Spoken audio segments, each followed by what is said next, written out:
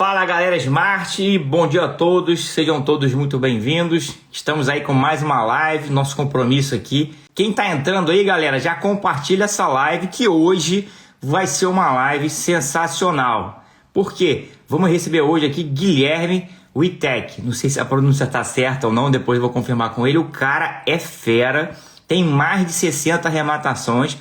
Ele é advogado, é parceiro nosso aí da Smart, ajuda demais a Smart nas desenrolar as questões jurídicas das aquisições lá do fundo e outras aquisições nossas.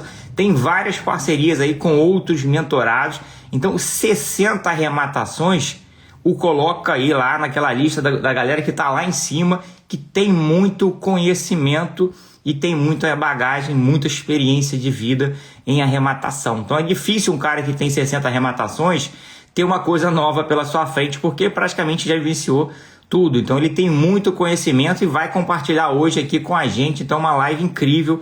Daqui a pouco ele vai entrar aqui para trazer esses conhecimentos, essa experiência para a gente. Bom dia, Guilherme, tudo bom? Bom dia, VR. Bom dia, pessoal. Tudo bem? Bom demais aí te receber. Tá frio aí? Opa, 5 graus. Frio não, tá congelando, né? 5 graus é pesado. Congelando, sem ar-condicionado, aquecedor, fica difícil a situação, viu? Ó, o cara tá lá no sul. Qual cidade do sul? É Passo Fundo, é no norte gaúcho. Ó, aqui faz bastante frio, viu? muito frio, ó. Então, já agradeço aqui a sua participação, muito conteúdo que vai vir de qualidade aí pela frente.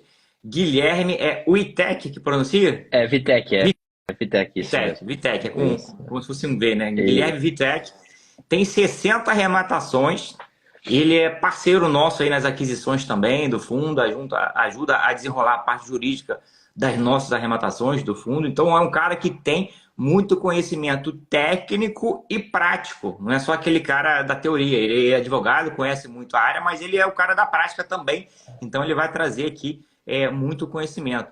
Comenta aqui pra gente que não conhece ainda a sua trajetória, como é que você chegou nessa área de leilão, se você já trabalhava na área de imóveis, se já trabalhava com leilão, se foi por acaso que o leilão apareceu na vida, como é que você começou com leilão de imóvel? Certo, PR. Eu estou no mercado imobiliário desde 2012, né? Eu terminei o ensino médio e, ao mesmo tempo, finalizei o curso técnico de transações imobiliárias, o famoso Cresci, né? Então, aqui na nossa cidade, nós tínhamos uma operação de imobiliária. Eu comecei a trabalhar na imobiliária como corretor de imóveis. E por muitos anos, essa foi a minha função, né? Logo em seguida, eu comecei a faculdade de Direito. E no último ano da faculdade de Direito, a gente vendeu a operação para um dos nossos gerentes da imobiliária, né? Então, a gente saiu do ramo da imobiliária aqui da cidade. Eu continuei daí por um ano, né? Montei escritório e tudo mais, continuei como corretor autônomo, mas já montei o escritório com a intenção da advocacia, né? De abrir o escritório da advocacia. E a ideia seria, então, estar construindo para vender. Aí você começa a pesquisar e tudo mais, vamos ver como é que está o mercado imobiliário. Me apareceu anúncios de leilão, né? Primeiro, não era um curso da Smart. Então, eu comecei no mundo dos leilões com outro professor, outro curso, né? Mas não foi satisfatório. Então, assim, eu busquei novos conhecimentos. Eu me sentia travado, eu não estava confiante ainda para arrematar. Mesmo sendo do mercado, né? Mesmo tendo conhecimento jurídico, uma noção também de avaliação de imóveis, mas me faltava, assim, confiança. Aí, entrei para a segunda turma da Smart. Eu costumo brincar com vocês, né? Quando tudo era mato, né, PR? Tá mesmo. Acho que não tinha 100 alunos. E aí, com a Smart, que eu realmente destravei. Porque aí, fiz conexão com as pessoas certas, né? Fui de um dos primeiros grupos de cotizações, que seria do Gilson, o José Eduardo, e antes era o Dilmar, né? Aí o Dilmar acabou se afastando, eu entrei nesse trio, e aí eu destravei. Porque sozinho no primeiro ano, até eu conseguia garimpar, encontrar oportunidades, mas aí chegava na hora do leilão, vinha um compromisso do escritório, eu não conseguia participar. Ou fazia toda aquela análise, estava preparado para dar o lance e o leilão era cancelado. Então eu não conseguia trabalhar um funil de qualidade, ou seja, eu não conseguia ter volume de análise a ponto de chegar a uma arrematação. E aí quando eu me juntei com os meninos, né, que hoje a gente já somos em 4, tem o Leandro Bonafé também, que está nos auxiliando, esse é o nosso sócio, parceiro, eu consegui destravar, porque aí cada um ficou numa função, entende? O Gilson e o José Eduardo ficavam na garimpagem, questões financeiras, aí faziam a planilha, vinha para mim na questão jurídica, eu dava o parecer jurídico, e aí a gente participava ou não do leilão, né? E isso começou a dar volume, muito volume, muito volume. Então, no primeiro ano a gente arrematou 8 imóveis, no segundo 16, no terceiro 23, e aí nesse ano a gente já passou da marca de 23 imóveis. Ó, legal demais aí, fantástico. Então, você começou cedo, né? Com 18 anos já estava atuando como corretor, montou uma corretora Isso, isso, imobiliária. isso, isso. Ó, aí montou, depois vendeu aí a imobiliária, aí começou a atuar na advocacia, montou o escritório, conheceu o leilão, começou a entrar ali e participar, mas não estava conciliando aí com as atividades jurídicas, né, do teu escritório. Aí viu na possibilidade da cotização, né, de formar um grupo, de realmente aumentar aí a atuação na área e fechou o grupo aí com o Gilson, né? E José, eu acho que uma das primeiras arrematações da Smart em grupo, se não me engano, foi com o José Eduardo, né? Foi E com o o Gil. apartamento de Recife. Isso, Uhum. A primeira exatamente. Então, cotização com o aluno foi com eles, foi a exato. primeira, né? É, Então, um pioneiro aí, né? A Smart já arrematava eu, o Pedro e o Renan, mas nunca tinha arrematado em conjunto com o aluno. Então, acho que a primeira foi aí, o pontapé inicial. Depois daí, ó, ano passado, todas foram feitas com mentorado. São 33 arrematações, todas com mentorado. Então, já o pontapé inicial aí foi do grupo de vocês. Legal demais relembrar essa história. Então, o Guilherme entrou na turma 2 quando tudo era mato, né? A Smart era miudinha ali, ninguém conhecia nada ainda, estava começando, então bom demais, a gente fica muito feliz. E muito conteúdo, foram 60 arrematações. Eu não sei nem por onde começar. Você tem alguma arrematação aí específica para comentar? Como é que foi? Porque é muita coisa, não vai dar para falar aqui das 60, né? Coisas demais. Mas se tiver alguma aí que você acha interessante de comentar, para a gente ter uma ideia dessa experiência, né? PR, eu vou citar uma que a gente assinou contrato, né, de permuta e venda da área, agora essa semana, até compartilhei ali nas minhas redes sociais, que foi uma que, digamos assim, a gente pôde, é uma história interessante, porque foi reclassificação da Caixa, né, e a rentabilidade vai ser absurda, né, desse imóvel. E a gente só conseguiu pagar o boleto, arrematar, ter confiança de fazer a operação, justamente pelaquela questão que sempre você está comentando, o Renan também, pela conexão com as pessoas certas, né? Então, pelo uso do poder da comunidade. Então, essa foi uma arrematação que a gente não fez apenas no meu time de cotização, que é atualmente, né, os meninos que eu estava comentando anteriormente, mas também com outros colegas da Smart, como o Márcio, o Luiz Verdini e o Marconi, né? Que é uma área em Várzea Grande que a gente era o 8º classificado na Caixa, caiu para nós, a gente tinha 48 horas para decidir se pagava o boleto ou não. A gente chamou o Luiz e o Márcio, né, que tem expertise ali em questão de loteamento e tudo mais, era uma área grande, 15 mil metros quadrados. O valor do boleto era 168 mil reais, ela estava avaliada em 1 milhão, né? E aí, assim, como é que vai ver a questão ambiental, fazer todo o estudo, preço médio do metro quadrado da região, vai ter liquidez, não vai, paga ou não paga? E eu costumo dizer assim, a gente ganha dinheiro na hora da compra, não é na hora da venda. Então, se você comprar bem, se você comprar com desconto, pode até dar ruim depois. No máximo, você vai empatar, você consegue sair da operação. E com os tubarões também a gente aprende, né, PR? Tem que entrar na operação sabendo sair. Então, foi isso que a gente buscou e na comunidade a gente encontrou essa conexão com as pessoas certas. E aí a gente avaliou a área e falou, não, ó, dá para entrar. E essa semana a gente fez uma permuta, vamos receber 200 mil reais de entrada, mais 4 imóveis, 4 casas, estão vendendo a área por 1 milhão de reais. E ela foi arrematada por 168 mil. 168 mil reais. Foi à vista ou financiado? À vista. À vista, né? Venda direta da Caixa, estava em 8º lugar na disputa. Aí as pessoas da frente foram desclassificadas, foi chamado. 2 dias para analisar ali, né? Se vale a pena ou não. Era área rural ou urbana? Não, urbana, dentro da cidade. E cidade. olha a importância, né, de você se conectar com as pessoas certas. Inclusive, daí nós chamamos o Luiz para ajudar a analisar, e ele percebeu lá que recentemente a legislação municipal mudou o zoneamento daquela área. Então, até 2 anos atrás, tinha restrição para construção ali naquela área. E aí o zoneamento mudou, então era uma oportunidade de mercado. Porque antigamente, possivelmente, aquela área não ia ser tão valorizada, por causa da restrição de ocupação mesmo, impossibilidade de construção. E aí isso nos deu segurança para adquirir a área. Então, assim, é importante e agradeço, né, muito sempre ter a comunidade sempre aberta e também os colegas pela forma de sempre estar disposto a ajudar e tudo mais, porque a gente encontra a solução dentro da comunidade, entende? Você tem alguma dúvida para a reforma, vai encontrar o Leandro, vai encontrar a Carla, a Liz, sempre tem alguém para auxiliar ali, qualquer questão que for, entende? Você precisa de alguém para o loteamento, vai encontrar. Agora também, depois que comecei a participar da mentoria dos tubarões, né, a gente começa a estudar, entrar em casos mais, digamos assim, complexos, né, e se sente mais seguro também para estar participando dessa operação. E uma vontade, né, e uma dor também que eu tinha, é que eu via muitas oportunidades em imóveis rurais e não participava, sabe? Aí acabei me juntando ali com o Lucas Rota, de Espumoso. A gente já fez 3 arrematações em imóveis rurais, uma cotizando no meu próprio CPF e outras 2 assessorando. A gente está com o projeto de assessorar também imóveis rurais. E assim, isso só foi possível porque eu pude me conectar com as pessoas certas para me auxiliar, cada um no seu conhecimento específico.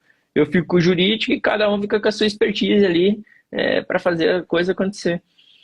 Bom demais, né? Como se fosse uma empresa, né? Cada um com um setor ali de responsabilidade. Tu falou aí da participação do Verdini, né? O Luiz Verdini conhece muito a questão de loteamento. Inclusive, ele ajudou a gente na análise de uma gleba lá, que é gigantesca, que a gente comprou lá em Eldorado do Sul também, que tem aí um viés de também um potencial de fazer loteamento. Então, fazer as parcerias certas. Aí você vendeu, falou em permuta, né? Permutou por 1 milhão de reais, uma permuta aí, Uma entrada pegou algum imóvel? de 200 mil, né, mais 4 casas, de valor de mercado aproximado em 200 mil reais, né? Então, Aí pode ser no empreendimento, ou se ele terminar em outro empreendimento que ele está fazendo, ele pode entregar aqueles outros imóveis também para nós, né? ó, legal. Então, mostrar que tem outras saídas, não só a venda, né, propriamente dita, né? Então, permutou, pegou 200 mil de entrada, os 200 mil já pagou aí o seu investimento, então você já está ali no lucro, e mais 4 casas aí avaliadas, né, em 200 mil reais cada uma. Então, fantástico aí, uma sacada aí de olhar imóveis que a galera não está olhando, então imóveis mais complexos, né, que fogem do padrão.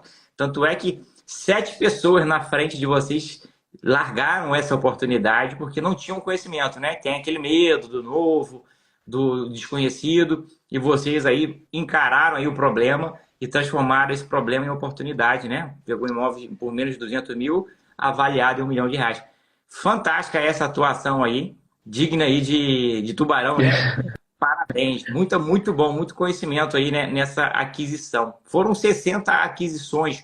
Dessas aquisições, tem algum perfil, imóveis de valores mais baixos, valores mais altos, Então, residências comerciais? os imóveis de alto padrão, né? Eu cotizei com a Smart ali, com as oportunidades, né? Mas o nicho mesmo que eu participo, digamos, a regra das minhas arrematações são imóveis POPs, até 200 mil reais, e também o médio padrão. Então fica nesses 300 mil, ou digamos, começa a área, entende? Mas em regra não passa de 500 mil reais as minhas arrematações, né? E o foco é geralmente mesmo em casas, é onde a gente está vendo que tem mais oportunidades, porque o pessoal tem mais dificuldade em relação à reforma, avaliação e tudo mais.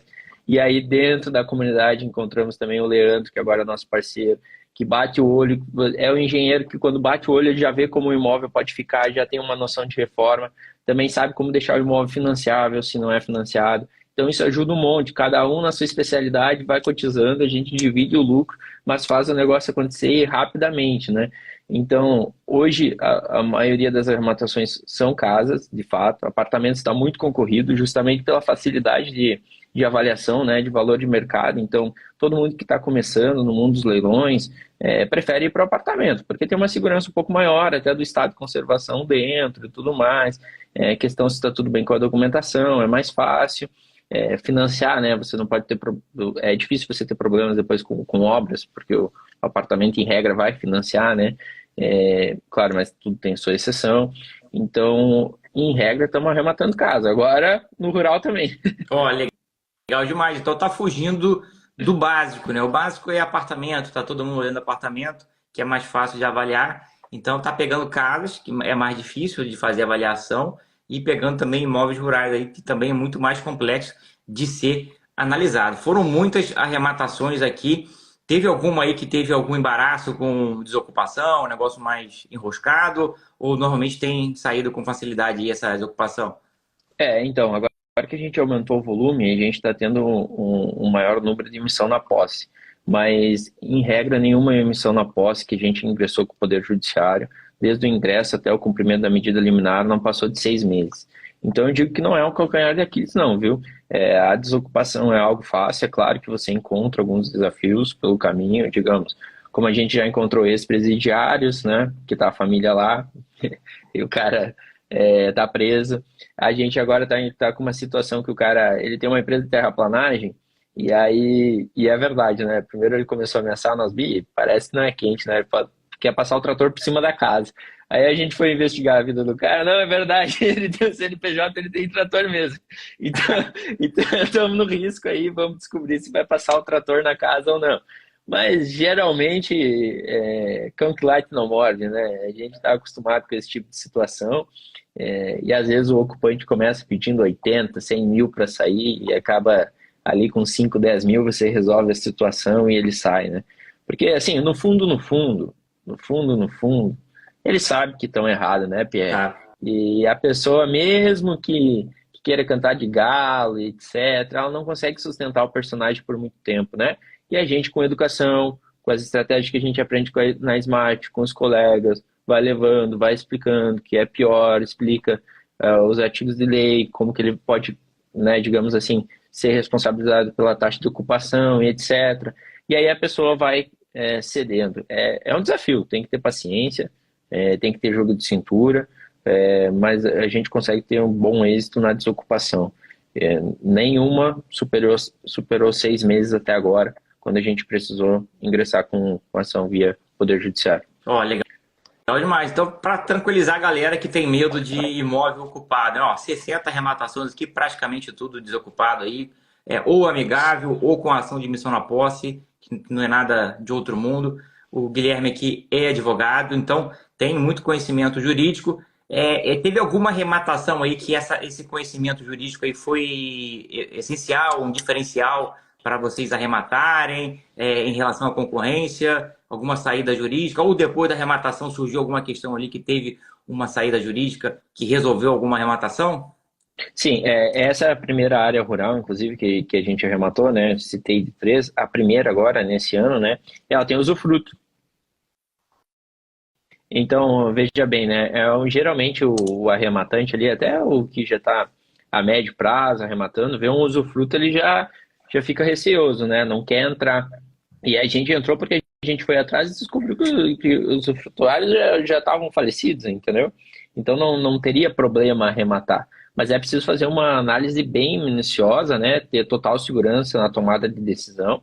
E, inclusive, aí a gente já, logo depois que arrematou, passou algumas semanas, já teve contato de lindeiros que estão interessados na área, que daí a gente não quis comprar porque estava enrolado, a questão da documentação, etc.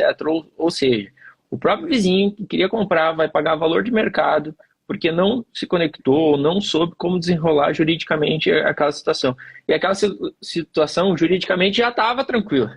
Não precisava, digamos assim, ele ter esse receio. Mas faltou o quê? Faltou o conhecimento e a coragem, a conexão com as pessoas certas para poder aproveitar aquela oportunidade de mercado, né? Então agora a gente já começa também a olhar a fração ideal, né? A gente começa a olhar os direitos no Tubarões, né? Não foi uma arrematação minha, mas a gente estava analisando essa semana, teve uma arrematação de direitos. Direitos todo mundo corre, né? Acho que foi do Akira, inclusive, se eu não me engano, eu acho que eu vi que ele entrou aqui. Então, assim, a gente começa a jogar outro nível de jogo, né? Situações que antes, eu mesmo, com conhecimento jurídico, mesmo com um certo conhecimento de mercado, não entraria, né? Exatamente. Quando você tem conhecimento, cara, você vai mais longe, você pega coisa que antes era mais complexa e agora é mais tranquila de resolver. Então tá aí, ó, muita gente não entende aí os conceitos, né? E deixa de entrar numa arrematação que é relativamente simples de resolver, como essa questão do usufruto com os usufrutuários já falecidos. Então o cara lá, o vizinho do imóvel, provavelmente deve ter falado com alguém que conhece um pouco de direito ali, um advogado, alguém deu uma dica, ele, tem um usufruto na matrícula, isso aí não vai dar certo. Só que na prática ele não fez o trabalho bem feito, né? De levantar ali a situação, se estão vivos ou não, os usufrutuários. Então você arrematou e já tem normalmente essas áreas rurais, né? O vizinho gosta, né? Já conhece a área, a região, sabe do potencial de querer anexar ali, unificar com a sua área para poder expandir a atividade. Então, normalmente essas vendas são para os próprios proprietários ali da região. Então, uma baita aquisição aí, fantástico, porque o conhecimento liberta. Você pega imóveis que tem leilão de direitos, que é muito complexo, tem que ter uma boa saída, tem que conhecer bem. Então, sempre que o cara está ali estudando, ele vai ter um retorno, porque ele vai saber mais saídas, e com isso tem mais oportunidade. Então foram muitas arrematações. Tem mais alguma aqui que você queira comentar? Que tem Eu só queria citar, PR, antes, o número dessa arrematação rural, né? Porque ela foi arrematada por R$ 175 mil, parcelados. 175 mil reais parcelados, e o valor de mercado da área é R$ 600 mil. Olha, 4 vezes, né, praticamente, aí o valor da aquisição.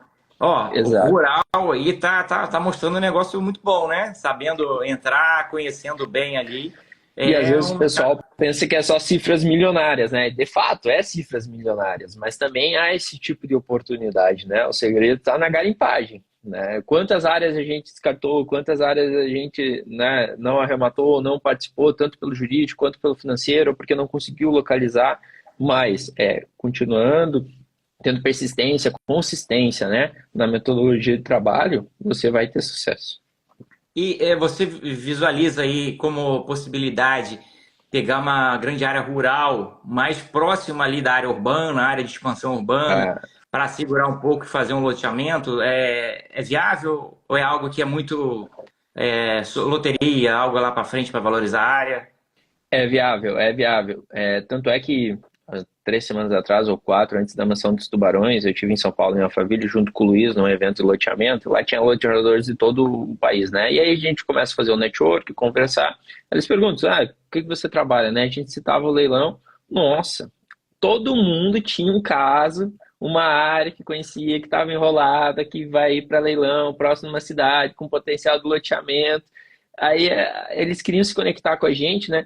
Porque existe muita oportunidade também para casar no mundo dos leilões com loteamento, né? É claro que são casos, às vezes, mais complexos, porque geralmente quem tem uma propriedade com potencial de lotear, né? Ela tem que ser, não pode ser uma propriedade pequena, tem que ser média para valer o investimento e tudo mais. Geralmente tem um patrimônio razoável, né? Então é aquele processo mais enrolado, tem uma banca de advogados muito competentes e tudo mais.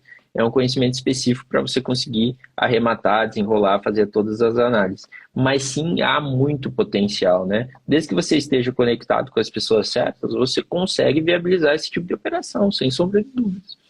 Exatamente. É um negócio que é mais de longo prazo, não é aquele perfil do arrematante, né, principal de comprar e vender rápido, vai comprar, vai esperar um tempo, tem que regularizar ali a situação da aprovação do loteamento, né? É um negócio de longo prazo, mas que dá muito resultado. E o ROI é sensacional. Então, sabendo encontrar, né, a oportunidade, é um negócio aí que, sem sombra de dúvida, é muito bom. Bom, tem mais alguma arrematação aí mais emblemática? Porque foram 60 aqui, não dá para falar todas, né? Já falamos aí dessa rural aí que tu pegou por 165 e avaliada em 1 milhão. Tem mais alguma coisa? Tem uma que foi aqui em Erechim, foi uma cobertura duplex, uma cidade a 1 hora aqui da minha, né, de Passo Fundo. Ela foi arrematada na Riseio por R$ 37 mil e foi vendida por 299 mil. Quem tá ouvindo assim nem acredita, né? O cara já pegou. Tem a matrícula para provar, eu posso enviar. Pegou por 165 avaliado 1 milhão, essa aí agora por 37 mil e vendeu por 200 e pouco? 299. Mas qual é o pulo do gato aí? Qual foi o detalhe para essa oportunidade? Do Receio já estava lá, né? De venda direta lá, era só da balança. Essa era uma modalidade que uma época, há muitos anos atrás, era quem dava a primeira proposta, lembra, Pierre? Quem dava a primeira proposta e levava. Como foi de Recife? Como foi o apartamento de Recife? Que lá vocês arremataram por 400 mil e venderam por 950, né? Exato. E aí entrava lá no site, o primeiro que desse o lance levava pelo valor que estava. E a Receio tinha coisa boa, né? Hoje é difícil, né? E aí, esse imóvel estava pipocando, a avaliação dele era muito alta, tipo 450, 500 mil, mas era um prédio, assim, antigo, não antigo, mas mais ou menos antigo, médio, digamos assim. Blocos, sabe aqueles blocos tipo caixão, sem elevador. Então ele era o duplex, o último andar, lá no quinto. Então, assim, era um prédio com uma liquidez um pouco menor. Tanto é que se houvesse elevador, não teria sido vendido em 299 mil, né? A gente chegou até, os corretores falavam que o valor de mercado dele era de 350 a 400, a gente anunciou por um período a 350, mas não vendeu. Aí, quando a gente resolveu baixar esses 50 mil para vender rapidamente, né? Essa operação toda durou um ano, tá? Levou 12 meses bem certinho. Quando a gente baixou, até o corretor fez um vídeo assim: gente, o pessoal, o proprietário desse apartamento enlouqueceu. Daí ele pegou uma folha assim, queimou. Ele tá queimando esse apartamento. Daí ele falava assim: o prédio é feio? Não tem elevador? Não. Mas se não fosse isso, esse apartamento passaria fácil de 1 milhão. Tipo, ele fez um copy muito pra... E vendeu. Aí, ó, o cara inovou, né? Pegou o que poderia ser ponto negativo e já colocou ali na zoeira, né? E ressaltou que o imóvel é top, né? De estar num prédio ruim, sem elevador, você vai estar pagando bem abaixo do que ele valeria se estivesse num prédio com todas essas características, né? Pegou por 37, vendeu por 299. É. Olha aí, Assim, ó. o valor de mercado era um pouquinho acima, mas a liquidez não vinha, justamente por esse fato. Era o último bloco do condomínio, era a escada e etc. Então, digamos assim, até se talvez tu olhasse as fotos do leilão, tu ia ficar, pô, mas né, fica com aquele receio. Mas, como eu comentei no início da live, a gente ganha dinheiro na hora da compra, na compra, não é na venda. Se você comprar bem, é praticamente impossível você perder dinheiro. Então, você tem que comprar com desconto. Exatamente. Tem que comprar barato ali. Comprou bem, aí você vai vender.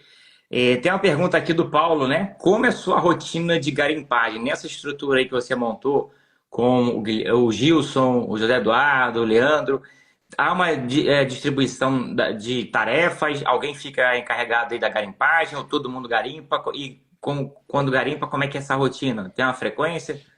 Pierre, como é que é o nome do colega que perguntou? Paulo Costa. Paulo. Talvez eu vou surpreender o Paulo, mas eu atualmente não garimpo. Quem garimpa é os colegas que eu estou conectado. Eu fico justamente somente com o jurídico. Então a gente tem uma estrutura do Trello, a gente tem reunião semanal, né? E aí a gente se organiza por ali. Eles fazem primeiro o estoque, depois fazem a análise financeira, aprovou na análise financeira, vem para a coluna da análise jurídica. Eu aprovando na análise jurídica vai para a arrematação, aí a gente se organiza, cada imóvel fica alguém responsável em determinado dia para dar o lance, e assim a gente vai dando andamento. Depois que arrematou, a gente sempre dá um pai da criança. Então o pós-compra, o pós-arrematação, sempre tem um pai. Então determinado imóvel, sempre eu vou ficar responsável por reforma, pagamento, venda, fotos, tratamento com corretor, pagamento de IR, condomínio, etc. E aí os sócios só fazem o Pix lá, que a gente controla pelo aplicativo Split, né? Então, a gente delega totalmente as funções, porque nesse volume de operação, de imóveis, a gente tem que confiar completamente, sim. Se a gente ficar se reunindo, abrindo Meet, fazendo reunião para decidir acordo, não sei o quê, que vaso vai no banheiro, que não sei o quê, se troca a janela, Quando tem se troca a porta. muita gente para decidir o negócio, ninguém decide. Tem que deixar na mão de um só, né? E vai, né? E aí a gente confia. Justamente por ter as divisões corretas, eu consigo ter um funil grande. E outra questão, né? Eu também flutuo em vários grupos. Não quer dizer que eu arremato somente com os meninos, né? E os meninos também flutuam em outros grupos. Eles também arrematam com outros colegas da Smart. Então não existe essa questão também totalmente de exclusividade. Às vezes, muitas vezes, o pessoal está lá analisando o imóvel. Não tem o jurídico, me chama. Guilherme, analisa esse imóvel com a gente, que a gente também está convidando para você para cotizar. Eu costumo dizer que a cotização, para você dar certo no mundo dos leilões, é força de trabalho, e força de trabalho é força de trabalho mesmo, é se dedicar horas e horas trabalhando nisso.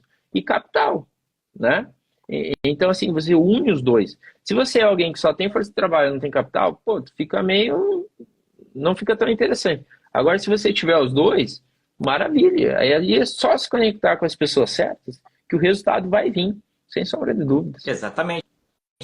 Mostra a evolução aí dos anos, né? Acho que o primeiro ano você arrematou 8, depois acho que foi 16. Não, primeiro ano eu não arrematei nada, porque eu não estava conectado com ninguém. Somente depois que os meninos me deram a oportunidade e me convidaram para fazer parte do grupo, que eu consegui arrematar. E no primeiro ano foi 8, né? Aí a gente foi no primeiro evento da Smart, daí o Fernando com 40 imóveis. Aí nós, poxa, cara, como é que esse cara faz isso? Nós ali apanhando, ah, garimpando um monte, e a gente não consegue, cara, a gente sobe demais e tudo mais. Como é que a gente vai conseguir fazer isso? E aí que a gente foi percebendo que o Fernando, a estratégia do Fernando, flutuar em vários grupos, um funil grande, decisão expressa. A gente também foi melhorando a nossa tomada de decisão, a gente toma a decisão mais rápida, né? Também utiliza a memória de preço, né? Então tu sabe quanto que vai dar o preço médio do metro quadrado do imóvel pop. Então lá em São Paulo o imóvel pop é esse preço médio, preço, preço médio do metro quadrado. Em Passo Fundo não tem como ser o dobro ou 30 ou 40% a mais, você me entende? Então a gente começa a fazer comparação, essa noção de mercado, e vai ficando as suas decisões muito rápido. Como essa de Várzea Grande, foi tomada a decisão em 48 horas.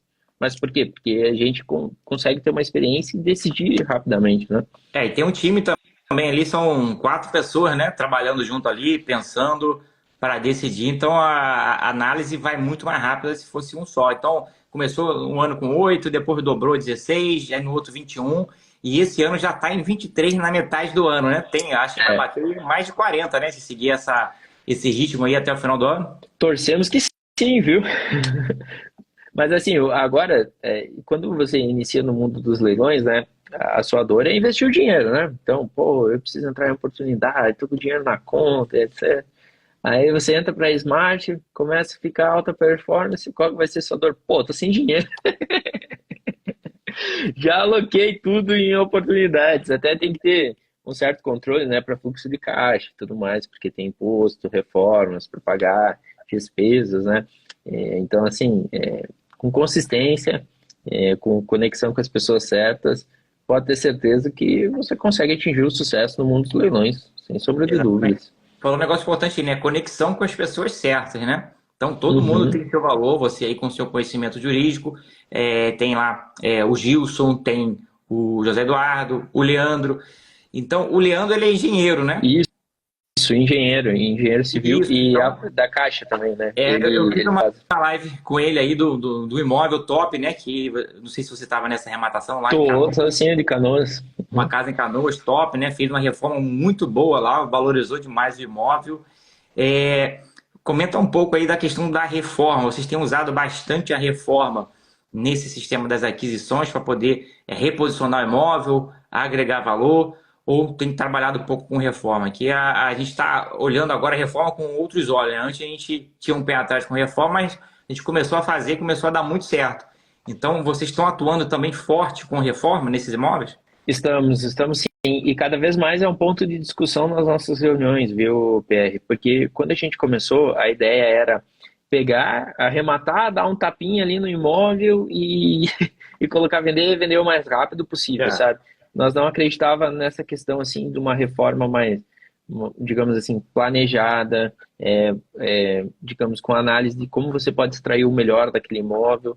E hoje a gente está fazendo dessa forma, tá? Às vezes a gente até espera algumas semanas com o imóvel fechado para ter o planejamento, né, ideal, para ver o máximo que a gente consegue reposicionar aquele imóvel, extrair e deixar o imóvel estamagrável. Até uma palavra que já pediram para mim explicar o que seria isso. Mas é aquele imóvel desejável, sabe? É aquele imóvel que a gente vai contratar as fotos profissionais para ir lá no imóvel, fazer os vídeos, e quem olhar aquelas fotos ou ver o anúncio daquele imóvel vai falar, pô, que maravilha, eu quero morar aí, entende? Tu tem que arrebentar com os concorrentes, praticamente ser o melhor da rua. Claro que às vezes você não consegue, você não tem margem, etc. Claro que tem que ver o que aquela operação te dá de possibilidade de orçamento para você fazer a reforma. Mas com conhecimento, consegue baixar custo de reforma, consegue melhorar. Até um dos imóveis que a gente foi em Gravataí, o Leandro foi comigo, nós estávamos com um orçamento elevadíssimo lá na reforma. Qualquer pessoa que ia fazer... e ele não estava nessa operação, o Leandro como sócio, né?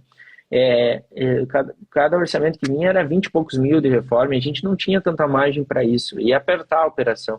Aí ele foi lá com o prestador de serviço, falou, não, esse aqui, essa calçada tu faz isso faz não sei o que, baixou para 12 mil reais.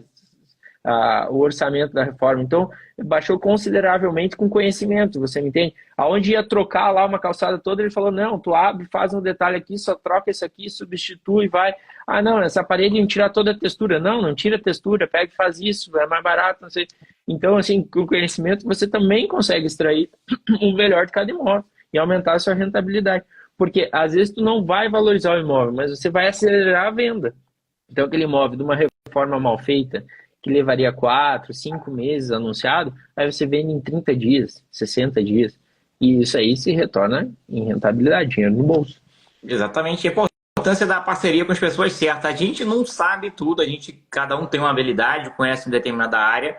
Então, essa questão de reforma, se a gente não conhece, para a gente fazer bem feito, tem que se juntar de quem é o especialista da área. Então, o Leandro aí, que conhece bem da área, tem resolvido bem. Até o Ricardo Mazieiro aqui falando, ó, tô devendo uma ajuda para o Leandro, que me orientou em uma reforma no Sul, para mostrar aí o poder da comunidade. Então, a comunidade no Brasil inteiro se ajudando. Às vezes a pessoa não está nem na arrematação, mas vai lá, ajuda, orienta, indica profissional. Então, essa capilaridade aí da comunidade, esse poder de ajuda mútua, né, é fantástico.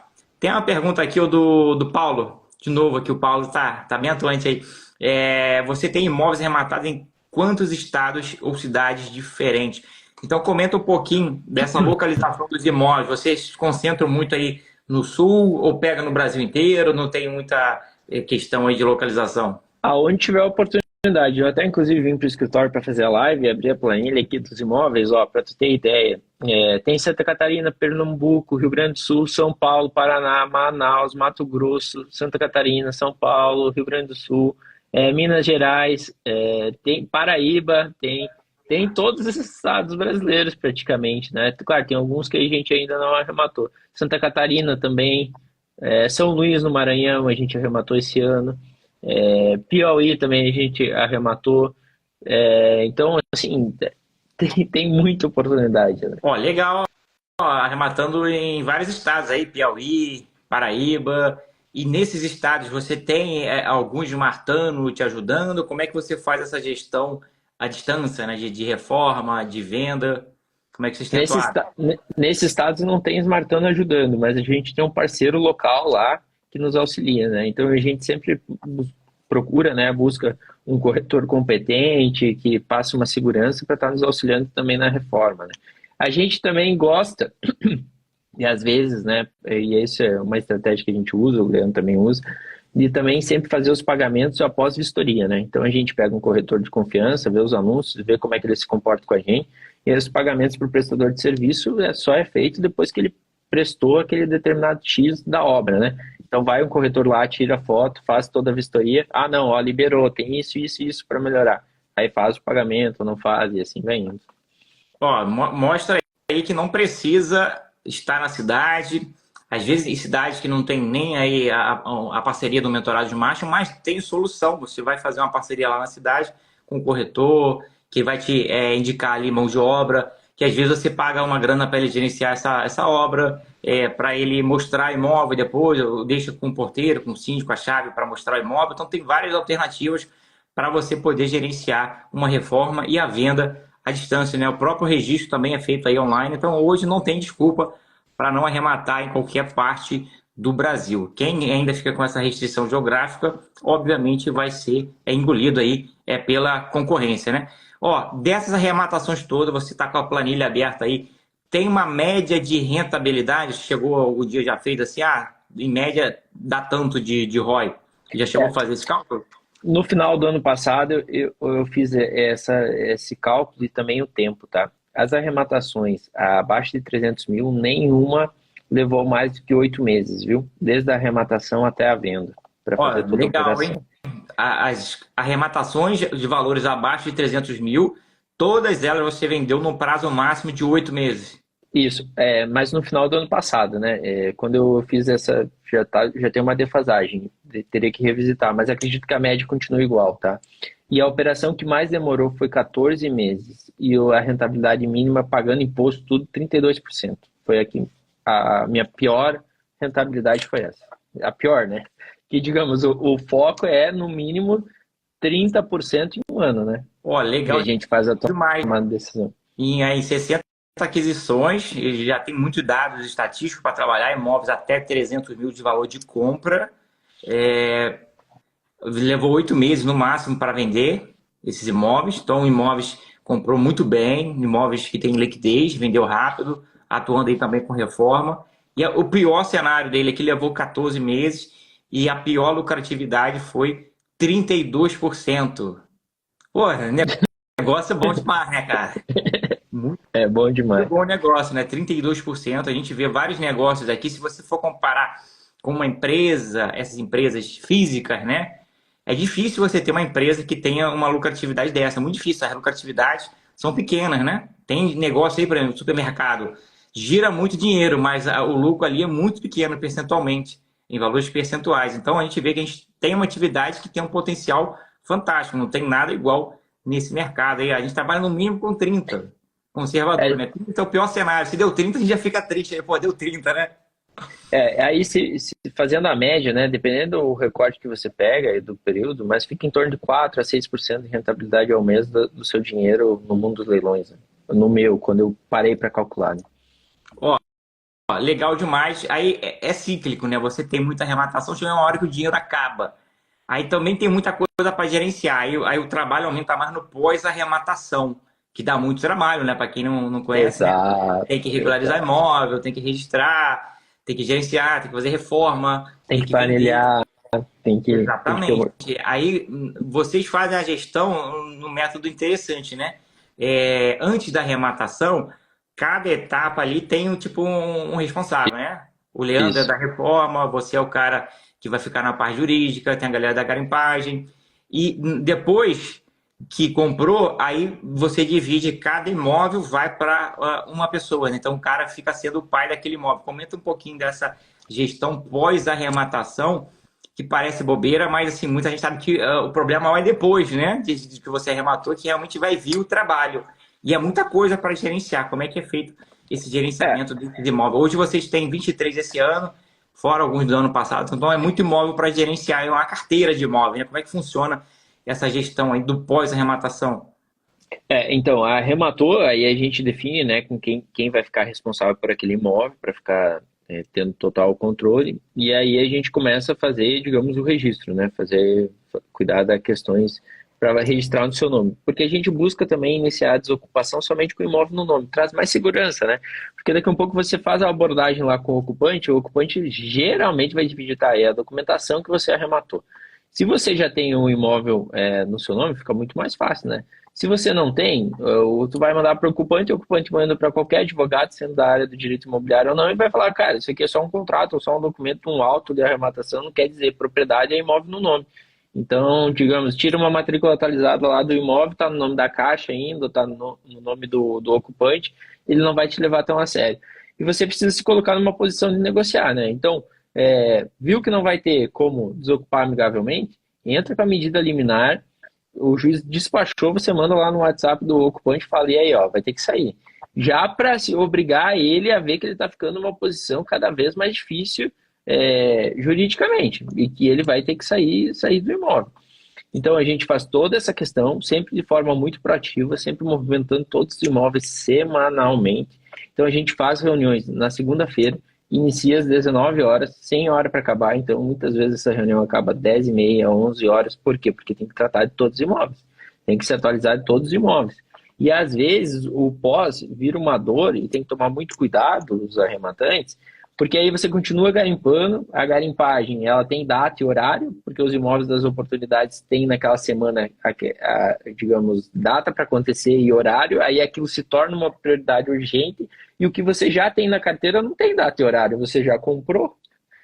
E aí o que acontece? Você tem que tomar muito cuidado para não começar a esquecer o que já está na carteira.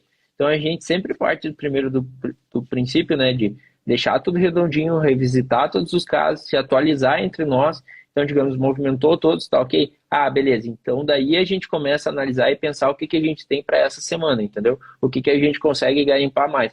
Porque de nada adianta a gente começar a, digamos, empilhar a arrematação se a gente não tem capacidade nenhuma administrativa ou de conhecimento, de tempo, para desovar o que já está em carteira. Senão a tua rentabilidade vai embora. Vai embora, porque tempo é dinheiro para o investidor. Então, esse sempre é o cuidado.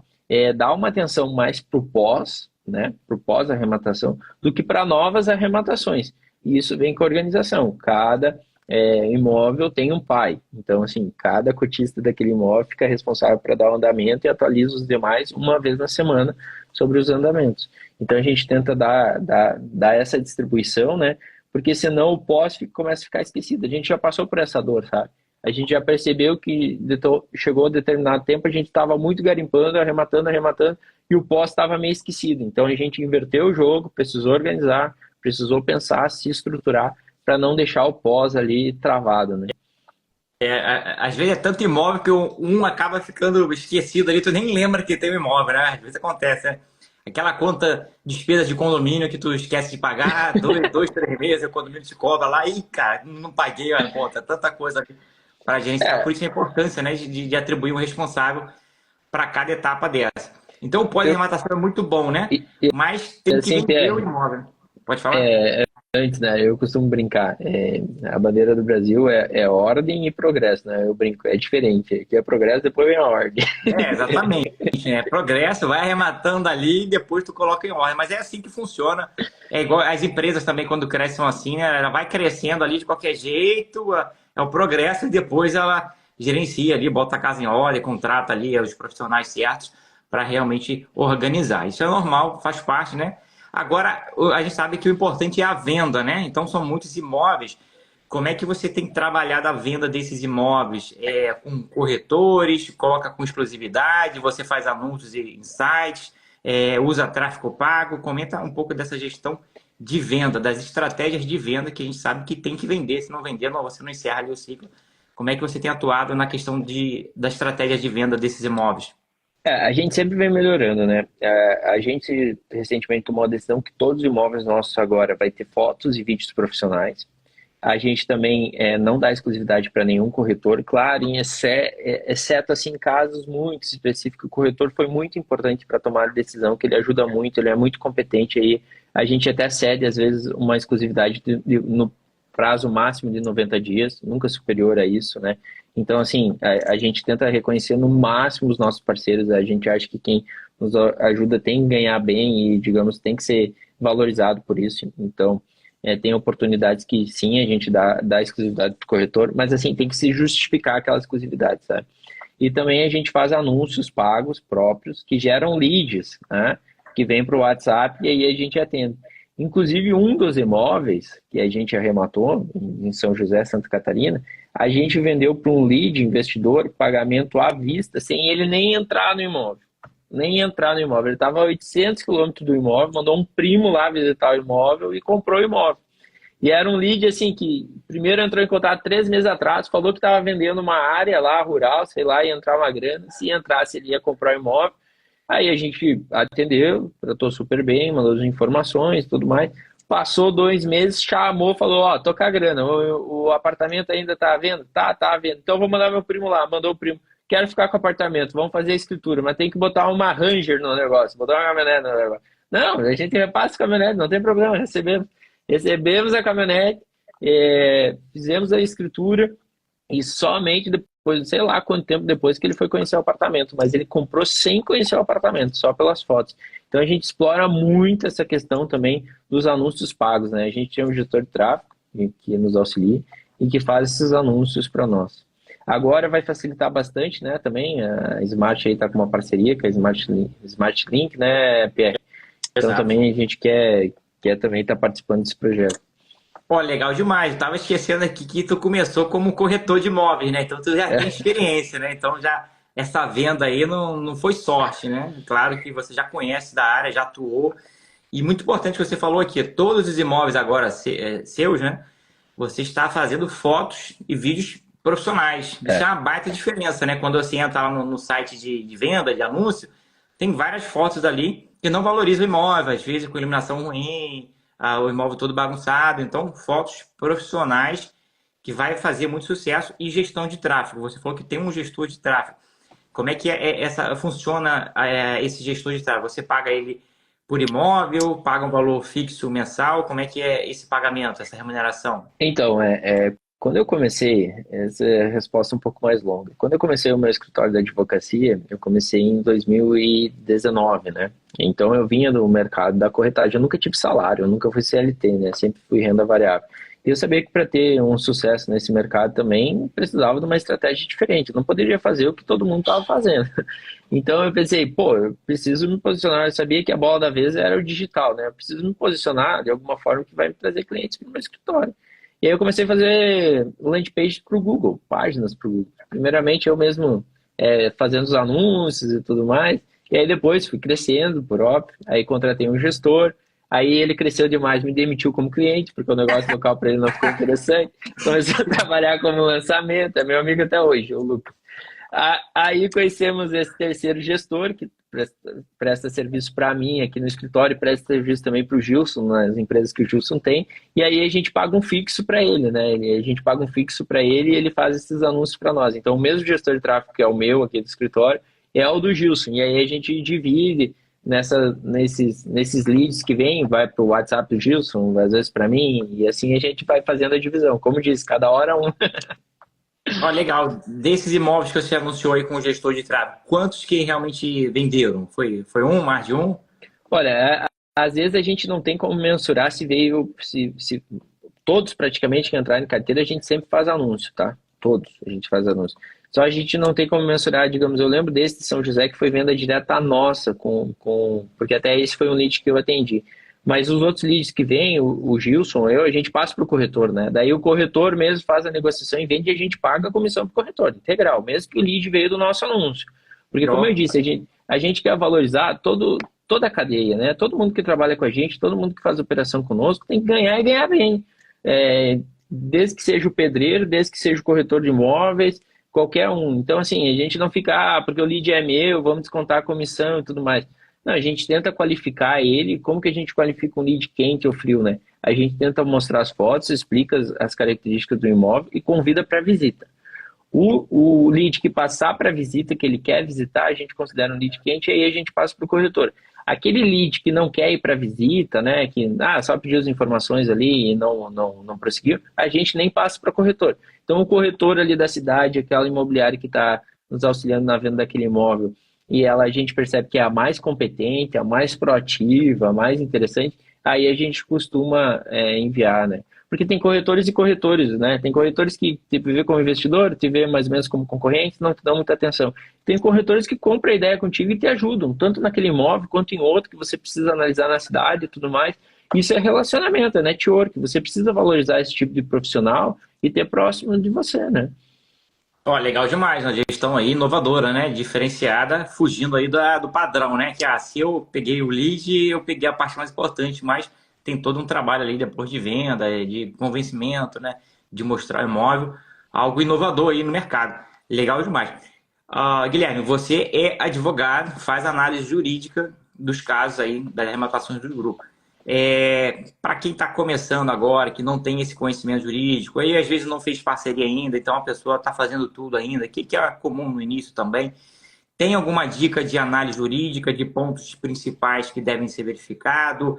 Como otimizar essa análise jurídica? Tem alguma dica aqui que você poderia deixar para quem está começando? Tem sim. Eu digo que no início é importante você ler o processo como um todo, prestar atenção aos detalhes. Mas principalmente, pegou um processo, lê primeiramente só as decisões. Lendo só as decisões, porque geralmente nos despachos o juiz faz um resumo das petições e aí toma a decisão. Se você ler só as decisões, só os despachos, vai te dar uma noção maravilhosa do que está acontecendo naquele processo de forma rápida e expressa. Bom, então às vezes eu tenho que fazer análise ali para Smart, casos do fundo ali, já chegou a fazer análise de processo de 4.800 páginas. Então como é que eu vou ler as 4.800 páginas, sendo que o leilão é na próxima semana? Não tem como, né? Você tem que saber identificar os pontos chaves do processo e se inteirar disso. Então o primeiro passo que eu aconselho leia só os despachos, mas também leia as petições, todos os atos são importantes, veja as intimações, mas foque primeiramente para você ter uma noção e já perceber se aquele processo é muito enrolado ou não, no despacho, nas decisões dos juízes. Ali você já vai conseguir descartar com uma certa velocidade, se caso for alguma questão assim que não vai dar jogo, que não dá para ir para frente, que é uma questão de risco. aí você não perde tanto tempo do que você começar a ler inicial, ler a petição, o que que disse o outro advogado, aí disse aqui, daí o juiz decidiu isso. Aí quando vê, você gasta um tempo tremendo numa oportunidade que não vai para frente, né? Então, se você chegou na jurídica, já está validado na financeira, né? Então, você já ali, só lendo as decisões, você vai ver que se juridicamente tem algum risco ou não. E aí, digamos, li as decisões aqui, tô vendo, acho que vai dar jogo. Bom, então daí faz uma análise mais detalhada, porque daí ele já passou por um novo filtro. Aí ele merece uma atenção melhor, né? Uma atenção maior. Aí sim você lê as petições, entende como está pensando, como está agindo o advogado, se ele é proativo, se não, se ele está perdendo prazo, se não está, se as alegações têm fundamento ou não. Porque, inclusive, numa das arrematações aí que a gente fez, parceladas e judiciais, né? O advogado executado, PR, isso é para dar risada, né? Alegou preço vil porque foi arrematado parcelado. E aí a correção não vai acompanhar a valorização do imóvel, então por isso caracterizou preço vil. Pô, olha a qualidade técnica desse advogado. Aí você fica tranquilo. Você pode dar risada e falar: o imóvel é meu. Então, assim, aí você... Por isso que é importante também ler as petições, né? Eu não estou desqualificando as petições, eu estou falando, leia só o despacho, com isso vai ser totalmente suficiente. É uma dica para te dar velocidade para você tomar a decisão, descartar de forma rápida, se for possível, e se não, se você aprovar ali e ver que tem viabilidade jurídica, aí sim você faz aquela análise mais detalhada do caso. Ó, uma baita dica aí, porque são vários imóveis que você tem que colocar no funil para arrematar um no final. Então, o tempo é essencial. Você não pode ficar várias horas fazendo uma análise jurídica. Inviável. Se você quer arrematar com constância ali, ser um arrematador em série, né? Um arrematante em série. Então, tem que estabelecer estratégia, analisar rapidamente, e o descarte rápido é essencial. Então, dica de ouro aqui, né? Vai nas sentenças, né? Nas decisões, nos despachos do juiz, que normalmente ele vai fazer um resumo da historinha toda lá. Em vez de você ficar olhando lá a história toda, tu já chega lá. Nós vamos ver no final ali, já com a história toda contada e na decisão, uma baita dica. Lembrei aqui até de um caso, tinha um dia aqui que tinha uns 4 leilões aqui para participar de manhã. Aí eu estava olhando os dois e tinha dois ali que não daria tempo de olhar. Aí eu joguei lá para o Guilherme, olha aí para mim. E faltava, sei lá, uns 20 minutos pro leilão. Aí ele olhou rápido lá, foi lá no termo de penhora. Aí no termo de penhora lá, no auto de penhora, tinha uma informação do oficial de justiça dizendo que ele foi no imóvel, no apartamento foi atendida por fulana, que não era o proprietário da matrícula. Fulano informou que reside no imóvel desde 2005. Comprou o imóvel, não sei o quê, não registrou, mas é a proprietária, não sei o quê. Aí, opa, aí já se acendeu o alerta ali, né? Aí peguei o CPF dessa fulana, né, que estava lá, que recebeu o morador, o oficial de justiça. Pode ser um chute, né? Pode ser que o proprietário botou ela lá, plantou lá só para afastar a concorrência ali, ninguém queria arrematar com risco de uso campeão. Peguei o CPF dela, joguei lá no informe cadastral, levantei o endereço de residência dela, bateu com o endereço do imóvel. Então ali, um imóvel que a gente descartou, porque um risco grande de uso campeão, ela já está lá desde 2005, provavelmente não estava nem sabendo, vai entrar aí com embargo de terceiro depois do leilão. Mesmo que ela não tenha direito, isso aí vai travar, vai enrolar, até você desenrolar isso. Então, descarte rápido. Em uma análise ali rápida, olhou, em 5 minutos a gente já descartou o imóvel. Então, essa é a essência aí de uma boa garimpagem, de utilizar essa estratégia indicada aqui pelo Guilherme. Um baita arrematante, profissional sensacional, 60 arrematações, parceiro da Smart, várias cotizações aí com outros mentorados. Então, Guilherme, queria agradecer sua participação aqui na live, fantástica, muito conhecimento, muito conteúdo. A live não vai ficar salva, feriado, privilegiar quem acordou cedo aí para acompanhar. Então, já deixar aqui nossos agradecimentos da Smart e da comunidade Smart também aí pelo seu trabalho, sua dedicação, e deixar aberto aqui para você fazer suas considerações finais. Obrigado, PR, pelo convite. Mesmo no frio e no feriado, estou à disposição. Sempre que precisar, conte comigo. É muito bom poder compartilhar o conhecimento contigo e com toda a comunidade, aí, futuros alunos também. Tenho aqui na live vários sócios. Também quero dar um abraço carinhoso a todos os colegas da Smart. E aos novos, vai ser um prazer ter como colega e futuros sócios, né, nas arrematações. E em breve a gente se vê aí nos eventos presenciais da Smart. Vale muito a pena, viu, pessoal? Não é só para ficar no online. É aí que sai muito em muitos negócios, né? Nos eventos presenciais também. Nada se compara ao presencial, né, PR? Exatamente.